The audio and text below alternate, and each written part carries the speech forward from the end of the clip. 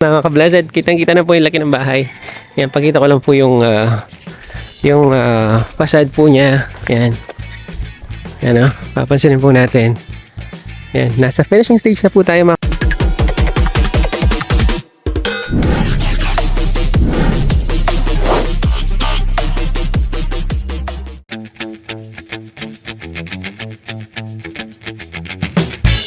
Nagpalang araw po sa bawat isa. Welcome back po sa ating channel and welcome back po sa Blessed Builders mga ka-blessed. Mag-update po tayo sa project po natin dito po sa Magalang, sa Barangay Camias. At kung papansinin po natin mga ka-blessed, kitang-kita na po yung laki ng bahay. Yan, pakita ko lang po yung facade po niya. Yan. Yan o, papansinin po natin. Yan, nasa finishing stage na po tayo mga ka-blessed mo. Most likely by August po, mga ka-blessed, turnover na po natin ito. Kasabay po siya ng Metrogate. Metrogate project po natin. So mag-check po tayo ng update. Mag-start po tayo dito sa harapan. Ka-blessed, inayos na po natin yung fence po ng bahay. Dati po kasi yung pong structure po niyan, bare lang po siya. Parang ganito po yung bako niya dati. So ngayon po, yan, kuminis na po. Skim coat po tayo. Tapos may nilagay po tayong mga decorative wall po dito. Yan. Tapos naglagay din po tayo ng planks. Ito mga planks po yung dito. Yan. Tapos ito po yung pedestrian gate. Yan. Ito po nilagay po natin dito na accent wall. Yan. Papansin po natin. Napagandang tingnan. Yan, mga slate po yan. Slate. Tapos dito naman po meron tayong another wall dito, pero groove wall lang po yung nilagay po natin. Yan, solid wall, groove wall. Tapos papansin po natin yung concrete fence po natin, medyo mataas po siya. Mas prefer po ng mga client po natin na mas mataas po yung concrete wall, pero meron pa rin po tayong grills po dito para yung pasok po ng hangin, hindi pa rin po siya nabablock. Yan po natin dito planks po. Yan o. Parang wood texture po siya pero cement po yung materials nito. Yan, planks po siya. Yan, fiber cement po yung materials, tamang-tama for outdoor. Yan, outdoor purposes. Yan, rain or shine, pwede po yan. Yung po kulay po yan, puti po siya dati. Yan, pwede po siyang pinturahan. Yan, so in the future, if gusto niyo po mag-change ng kulay ng fence, yan, pwede po siyang pinturahan. And then another upgrade na ginawa po ng mga client po natin, yung sliding gate. Yan, yung gate po natin, automated sliding gate po siya. So ito po yung driveway po niyan. Dati po wall po yung dito, pader po yung dito. So pino-open po natin siya para magkaroon po ng access po yung driveway po ng mga client po natin. So ito po yung driveway po niyan. Yan, dati po nakapasarado po yung buo na to. Yan.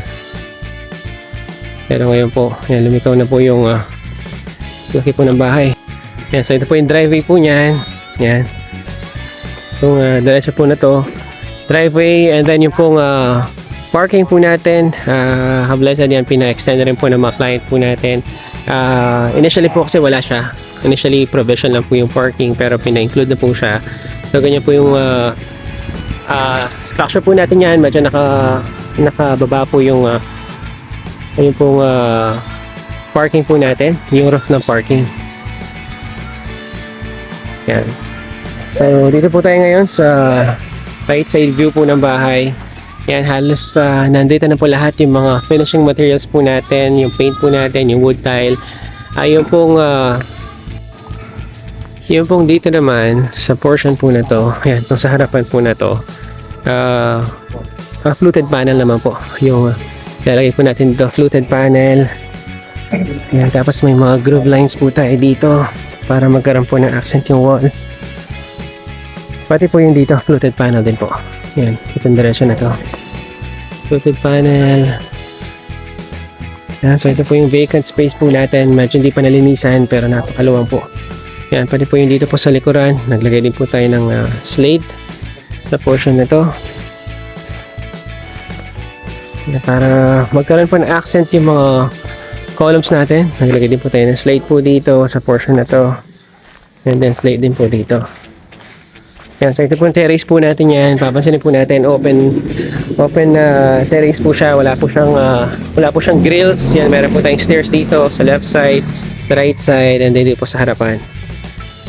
Yan, tapos dito po sa harapan, slide din po yung nilagay natin sa portion na to. Yan, so ito po yung main entrance niyan. Check po natin yung loob. Sa loob po naman, okay na po yung mga tiles natin. Yan, kulay gray po yung tiles. Yan, hanapan entry po. So itong portion po na to, receiving area. Tapos yung other portion naman po, ito po yung magiging formal living area po. Yan, ito po yung formal living area. Yung mga ceiling po natin, nag-upgrade po tayo, PVC. Yan o. Tapos cove ceiling po, magkabila. Cove ceiling. And then open layout po siya. So upon entry, so ito po yung makita po natin. Yan, so dito po yung dining area po natin. Dining area sa portion po na to. Tapos meron po tayong common restroom. Yan, sa portion na to. Yan, check po natin yung mga tiles nila. Yan, meron po tayong accent tile dito. Tapos yung mga walls po natin. Yan. White naman po. Sa flooring. Yan, gray naman po na textured tiles. And then itong room po na to, office po ito. Yan, office po ng client po natin. So bedroom or office 1. Yan. Yung room 1 po na to is office. And then dito po, ayan, dining. Tapos ongoing po yung pag-assemble po natin ng kitchen cabinet. Yung kitchen cabinet po nila mga ka-blessed, meron po siyang bar counter. Yan, nakataas po yung bar counter. Tapos, dito naman po, nakadrop po siya. Yan, pa-letter U pa rin po yung countertop natin. Yan. Yan, yung mga pinili po nila laminated na wood texture, wood design. So yung layout po niya, dito po yung sink po niyan. Yan, dito po sa may window. And then po yung pong stove range, dito po siya. And flat stove po pala yung gagamitin po nila dito, flat stove. Tapos yung fridge po natin, dito po siya sa portion po na to. And then proceed po tayo sa mga rooms. So meron po tayong 4 na room dito, bedrooms. So yung isa po dito, yan, office. Tapos yung dito naman po, bedrooms naman. So meron po tayong hallway po dito. And then bawat bedrooms po may kanya-kanyang banyo. Yan o. Unang bedroom po yung banyo niya. Check natin yung banyo. And meron po tayong wardrobe space po dito sa portion na to. Yan. Napakaganda na accent wall po sa bathroom. Flooring po natin same lang din. So wardrobe. Yan. Tapos proceed po tayo sa second bedroom. Second bedroom, halos same po yung layout. Meron po tayong wardrobe area po dito. And then yung bathroom po natin. Lagi po may accent po yung wall po na to, yung shower wall. And then yung third bedroom. Yan. Third bedroom. Yan po yung bathroom po natin. And then yung pong last bedroom po natin. Ito po yung master's bedroom po natin. So ito po yung banyo. And then ito po yung bed area po natin. And then yung wardrobe. Dito po siya. Wardrobe area. Nakita ko lang po yung space po niya.